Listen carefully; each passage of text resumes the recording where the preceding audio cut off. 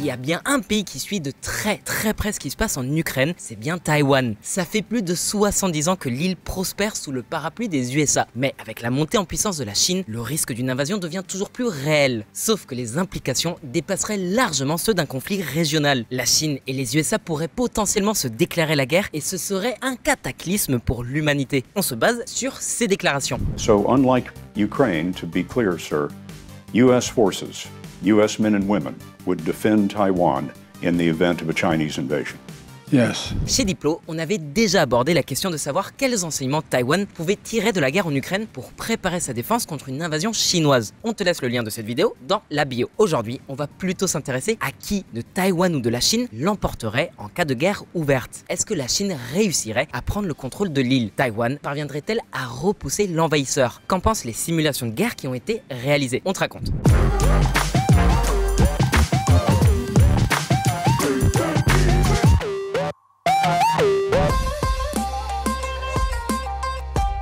Le statut de Taïwan est très ambigu. L'île a connu une succession de régimes de souveraineté très différents les uns des autres. Déjà en 1895, à la fin de la guerre sino-japonaise, l'empereur Guangxu Qing a cédé à perpétuité l'île de Formose au Japon. Formose, c'est l'ancien nom colonial de Taïwan. Donc, à partir de ce moment-là, la Chine a définitivement renoncé à sa souveraineté sur Taïwan. L'île passa donc sous contrôle japonais durant les 50 années suivantes. Mais la défaite du Japon à l'issue de la Seconde Guerre mondiale remet la question du statut de Taïwan sur la table. Taïwan est repassé sous souveraineté chinoise à l'époque de la République de Chine, gouvernée par une junte militaire, le Kuomintang, aligné sur les USA. Puis, en 1949, Mao renverse le Kuomintang au terme d'une guerre civile qui opposait le pouvoir aux forces communistes révolutionnaires. La junte militaire s'exila alors à Formose. Depuis lors, l'île est considérée par Beijing comme une sorte de province rebelle. Une province totalement autonome qui s'apparente à un état souverain, mais qui n'a jamais déclaré son indépendance. Du moins, pas encore.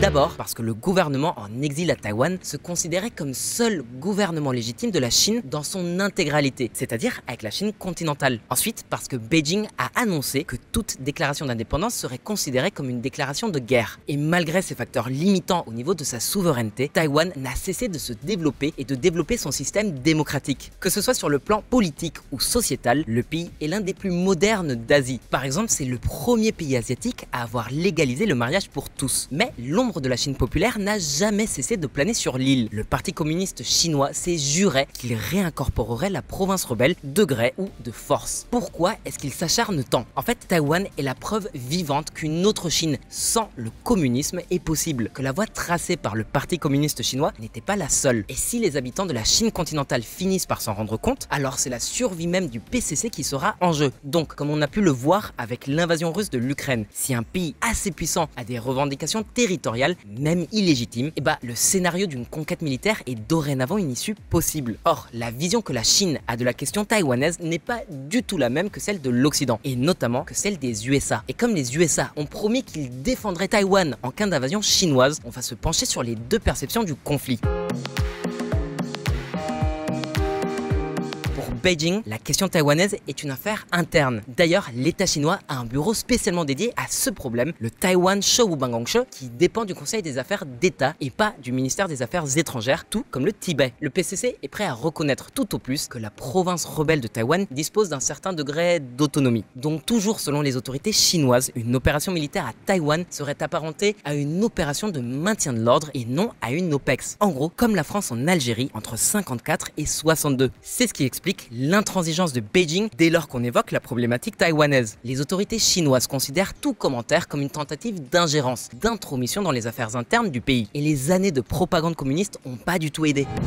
9 octobre 2021, Xi Jinping promet la réunification avec Taïwan. Les USA, eux, ont une toute autre lecture de la situation. Le 10 avril 1979, les États-Unis ont promulgué le Taiwan Relation Act qui formalise leur engagement indéfectible envers Taïwan.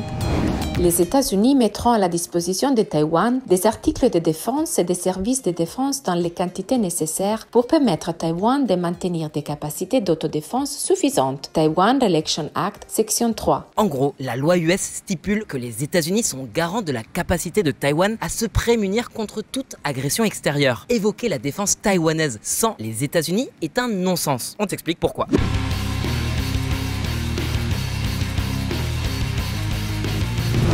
David contre Goliath, vraiment?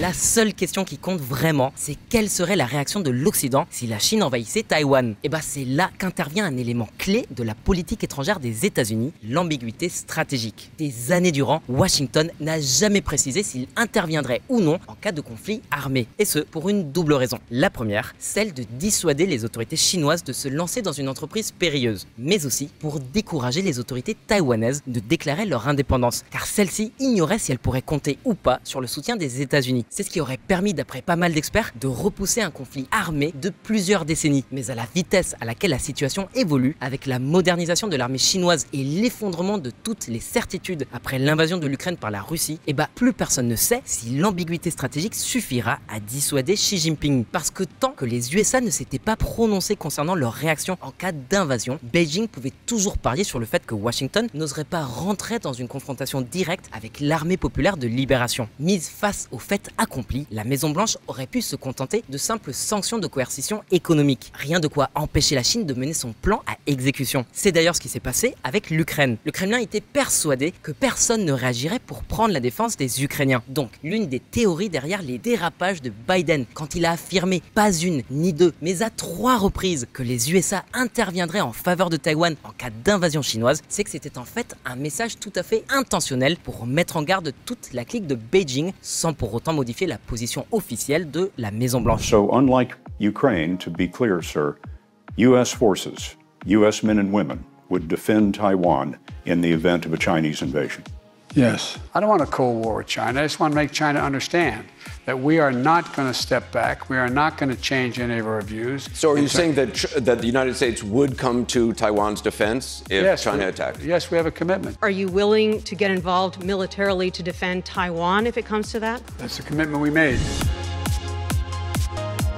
Donc même si les États-Unis n'ont pas signé de traité de défense mutuel, le gouvernement a bien fait comprendre aux autorités chinoises qu'ils ne resteraient pas les bras croisés. Et pourquoi une telle détermination des autorités fédérales US? En fait, pour 2 raisons. La première, c'est l'emplacement géographique de Taïwan, une base stratégique pour l'armée US pour contenir les ambitions militaristes de la Chine. Ensuite, parce que Taïwan est l'épicentre de l'industrie mondiale des semi-conducteurs, un secteur absolument essentiel et crucial pour les grandes puissances. C'est ce qui permet de tout faire tourner, absolument tout. Intelligence artificielle, avions de chasse, aviation civile, microélectronique, drones, toutes ces machines ont besoin des semi-conducteurs qui sortent des usines taïwanaises de TSMC. C'est la raison derrière l'engagement infaillible de Washington aux côtés de Taipei. Et pourquoi est-ce qu'on s'attarde tant sur les enjeux nord-américains et pas sur ceux de Taïwan? Eh bah c'est parce que ce sont les USA qui garantissent réellement l'autonomie taïwanaise. Ce sont les seuls qui sont capables de tenir la Chine à distance.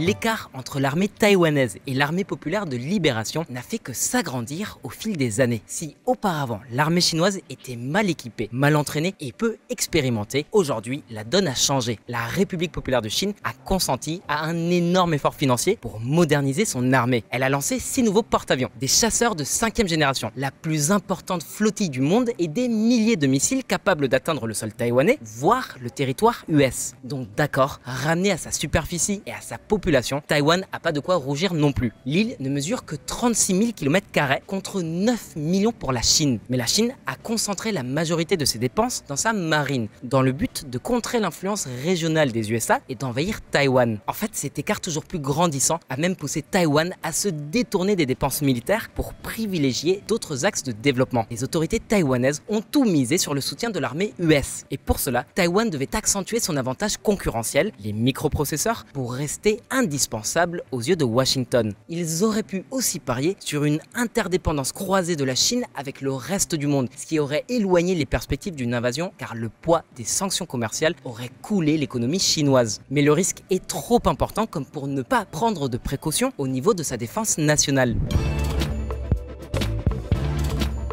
En revanche, on doit bien garder à l'esprit que sans intervention étrangère, Taïwan n'aurait aucune chance de résister à la Chine en cas d'invasion. 17 juin 2022, la Chine lance le porte-avions le plus avancé de la planète à part les États-Unis. La Chine réalise une nouvelle prouesse militaire avec son nouveau porte-avions de type 003. 15 avril 2023, des documents qui ont fuité dévoilent que Taïwan est très vulnérable aux attaques aériennes chinoises. Des détails troublants soulèvent des questions sur la capacité des agences de renseignement états-uniennes à détecter une invasion imminente et sur la capacité de l'île à se défendre. Ok, maintenant qu'on a fait l'état des lieux, supposons que la Chine décide malgré tout d'envahir Taïwan. Qu'est-ce qui se passerait alors? Quel est le rapport de force actuel? Qui finirait par l'emporter? On regarde ça. Jeu de guerre. L'hypothèse d'une invasion chinoise de Taïwan est prise très au sérieux par le Pentagone. C'est précisément pour cette raison que plusieurs centres de recherche basés aux États-Unis et spécialisés dans le milieu de la défense ont réalisé des simulations. Presque toutes ces simulations partent du principe que les USA interviendraient car sinon Taïwan perdrait inévitablement. Il y a notamment la simulation réalisée par le Center for Strategic and International Studies, le CSIS. Cette simulation a pris en compte tous les scénarios de bataille aérienne et navale possibles, ainsi que les opérations amphibies comme le débarquement de Normandie en 1944 ou l'intervention britannique au Malouine en 1982 en passant par la bataille d'Okinawa en 1945. Alors, quels sont les résultats de ces simulations? Déjà, pour info, le scénario de base, c'est le résultat le plus réaliste d'une série d'événements à partir d'un ensemble d'hypothèses de base. Donc, dans la plupart des scénarios, les États-Unis, Taïwan et le Japon parviennent à mettre en déroute la marine de l'armée populaire de libération et à préserver l'autonomie taïwanaise, mais au coût de dizaines de navires de guerre, de centaines d'aéronefs et de dizaines de milliers de morts. En même temps, logique, l'armée US se battrait à 12 000 km du continent nord-américain alors que l'armée chinoise jouerait à domicile. Ça, c'est le bilan militaire en termes de vie humaine et de matériel. Ensuite, il y a l'aspect économique. Taïwan serait dévasté, la plupart de ses infrastructures seraient détruites. D'ailleurs, la Chine aussi subirait de très lourdes pertes qui pourraient même déstabiliser le Parti communiste chinois. En gros, d'après le CSIS, la seule chance qu'a la Chine de réussir son invasion de Taïwan, c'est si les USA bottent en touche et restent en retrait du conflit. Mais toujours selon le CSIS, si Taïwan devait affronter seule la Chine, elle parviendrait à résister pendant environ 70 jours. Alors chez Diplo, on commence à s'habituer aux accusations comme quoi on serait des propagandistes à la solde de l'oncle Sam. C'est mal nous connaître. En vérité, ces résultats, même les meilleurs, sont tout sauf une bonne nouvelle pour les USA. Déjà, même en cas de victoire, l'armée US devrait consentir à des pertes extrêmement lourdes, tout comme le Japon d'ailleurs, leur économie serait terrassée. Peu importe le résultat, il n'y aurait pas de vrai vainqueur. Ce serait un désastre global. Et puis, ces simulations soulignent 3 dangers majeurs. Tout d'abord, les cyberattaques pourraient causer des dommages socio-économiques colossaux aux USA. Quand on parle d'impacts sociétaux, on pense par exemple au blocage des hôpitaux et aux conséquences sur les malades ou les blessés qui nécessiteraient des soins urgents. Ensuite, l'armée US serait provisoirement vulnérable, car les pertes qu'elle subirait dans l'océan Pacifique seraient très lourdes et très longues à remplacer. La reconstruction de l'armée US pourrait prendre des années, alors que la Chine, qui a une capacité industrielle beaucoup plus solide, pourrait retaper son armée en 2 à 3 fois moins de temps. Ce serait le scénario d'une victoire à la Pyrrhus, c'est-à-dire que les pertes du vainqueur seraient si lourdes que sa domination serait compromise durablement. Ce qui nous mène directement au dernier point, d'autres ennemis des États-Unis pourraient en profiter. La Russie, la Corée du Nord ou l'Iran pourraient saisir cette opportunité pour ouvrir de nouveaux fronts et forcer les USA à disperser ses ressources au point de se mettre en réelle difficulté. Donc, quand bien même les USA pourraient effectivement empêcher l'annexion de Taïwan, les risques qu'ils encourent sont trop importants.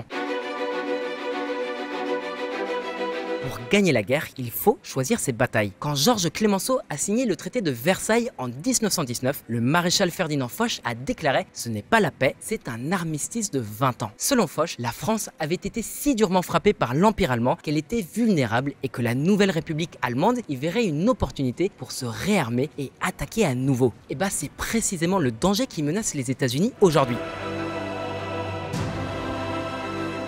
En plus, le risque de dérapage et d'escalade du conflit est extrême. Dès le premier coup de feu, on risque l'anéantissement nucléaire. Et même si on ne se tire pas dessus à coups de bombes atomiques, les conséquences seraient dévastatrices pour l'ensemble de la planète. En janvier 2022, un autre groupe de réflexion, le Center for a New American Security, a réalisé une simulation sur l'avenir de l'industrie des semi-conducteurs en cas d'invasion de Taïwan. Les résultats étaient très préoccupants. Puis, en juin 2022, toujours le même groupe de réflexion a tenté de prédire comment ce conflit pourrait démarrer. En gros, gros, est-ce que l'armée populaire de libération allait attaquer Taïwan en espérant que les USA ne répliqueraient pas, ou bien est-ce qu'ils feraient comme les Japonais à Pearl Harbor en 1941 en attaquant par surprise les États-Unis? L'objectif étant d'acquérir un avantage militaire décisif ou de forcer Washington à négocier. Et bah, même si c'est pas la solution la plus intuitive, cette simulation conclut que la Chine attaquerait simultanément Taïwan et les bases US dans la région. Alors d'accord, évidemment que le Center for New American Security a des positions alarmistes et propose des actions préventives, mais n'empêche qu'ils ont raison sur un point. On est sûr à 100% que l'armée chinoise s'entraîne pour attaquer la flotte US. On s'en rend compte très facilement en regardant ces images prises depuis un satellite dans le désert du Taklamakan dans le Xinjiang. L'armée chinoise lance des missiles sur des cibles qui reproduisent les porte-avions de la classe Nimitz et d'autres bâtiments de guerre de la marine US. Toujours selon les simulations, la Chine pourrait opter pour des frappes de missiles de précision pour ne pas torpiller l'industrie taïwanaise des semi-conducteurs pour s'en emparer ensuite. Et pour tenir les États-Unis à l'écart, elle pourrait avoir recours à des essais nucléaires dans le Pacifique comme une manœuvre d'intimidation contre la marine US. Ça explique pourquoi, tout comme son allié Poutine, Xi Jinping a fait de la modernisation de son arsenal nucléaire une nouvelle priorité de son mandat. En gros, pour gagner en crédibilité et pour que ces menaces soient prises au sérieux. La Chine dépasse déjà les États-Unis en termes de capacités offensives nucléaires terrestres. La Chine possède déjà plus de lanceurs de missiles nucléaires terrestres que les États-Unis, bien qu'elle ne le dépasse toujours pas au nombre total d'ogives nucléaires. D'après le Pentagone, la Chine aura probablement 1500 ogives nucléaires d'ici 2035. Donc même si l'immense majorité des simulations donnent gagnant les USA, ce serait au prix d'une boucherie atroce. D'où l'intérêt des accords de défense régionaux promus par le secrétaire d'État Anthony Blinken et le secrétaire à la défense Lloyd Austin. Le seul moyen de dissuader la Chine, c'est d'accentuer le rapport de force en faveur de l'Occident. Et ça passe par les alliances avec le Japon, la Corée du Sud, le Royaume-Uni et l'Australie avec le traité AUKUS, etc. Donc si les USA à eux seuls ne suffisent pas à décourager Beijing, à plusieurs il y a peut-être moyen. Ce qui nous mène au dernier chapitre, qu'est-ce qu'on a appris de la guerre en Ukraine et comment appliquer les enseignements qu'on en a tirés au cas taïwanais. La non-leçon de Kiev est la victoire insuffisante. La complexité du cas taïwanais, c'est que contrairement à l'Ukraine, il est quasiment impossible de défendre l'île sans l'intervention directe d'une puissance étrangère. Les situations géographiques sont incomparables, ça se voit très bien dans ces deux cartes. En Ukraine, l'OTAN a envoyé d'énormes quantités d'équipements, d'armements, d'aide humanitaire et de munitions par voie terrestre. À Taïwan, c'est impossible vu que c'est une île. Si la Chine encerclait Taïwan, le siège pourrait durer des semaines, voire des mois, et on n'aurait aucun moyen de lui faire parvenir de l'aide matérielle. Or, c'est justement à ça que s'entraîne la marine chinoise. Le 8 avril dernier, durant un exercice qui a duré 3 jours, l'armée populaire de libération a manœuvré pour totalement encercler Taïwan et la couper du monde extérieur. Aucun ravitaillement extérieur n'était possible. Et cette stratégie, elle a l'air de plaire aux dirigeants chinois. 22 août 2022. Les plans actuels d'approvisionnement et d'acquisition révèlent que dans 10 ans, les États-Unis n'auront pas beaucoup plus de forces à déployer dans la région qu'ils en ont actuellement. La marine états-unienne se modernise, mais n'aura pas sa flotte prévue de 450-500 navires avant 2045, une taille de flotte que la Chine atteindra dans seulement 10 ans. C'est comme ça que les spécialistes en défense ont conclu que la meilleure des manières de résister à l'invasion chinoise, c'était de préparer l'île à un siège long. Et ça implique que tant Taïwan comme les USA doivent pouvoir disposer d'un arsenal fourni et varié à tout moment. Les autorités taïwanaises ont compris qu'elles n'avaient pas le choix et ont fait de cet arsenal leur priorité numéro 1. Pas que les autorités taïwanaises d'ailleurs, le Congrès US a aussi fait de la défense de Taïwan une priorité absolue. 20 avril 2023, le jeu de guerre états-unien concernant Taïwan prouve la nécessité d'une action décisive pour augmenter l'armement. Un jeu de guerre du Congrès US simulant une invasion chinoise de Taïwan a démontré la nécessité d'armer l'île jusqu'aux dents. Les États-Unis doivent augmenter la production des missiles à longue portée et les entreprises doivent se préparer aux conséquences économiques. Mais ça les gars, on vous en a déjà parlé, le lien en bio. Si la guerre en Ukraine nous a enseigné 2 trucs, c'est que l'impensable est parfaitement possible et que les guerres de grande ampleur sont toujours une réalité. L'objectif des États-Unis est de garantir l'autonomie taïwanaise, mais aussi sa propre supériorité militaire, économique et technologique, d'où l'importance des microprocesseurs taïwanais. taïwanais. Et c'est aussi pour cette raison que les autorités fédérales font tout en leur pouvoir pour délocaliser une partie des lignes de production taïwanaises de semi-conducteurs sur le sol états-unien. En tout cas, ça peut sembler bête et un peu niais, mais c'est justement l'antagonisme avec les régimes autoritaires qui permettra de souder les liens entre les démocraties occidentales. C'est là qu'on comprend l'importance de la déclaration de Macron quand il a annoncé ceci.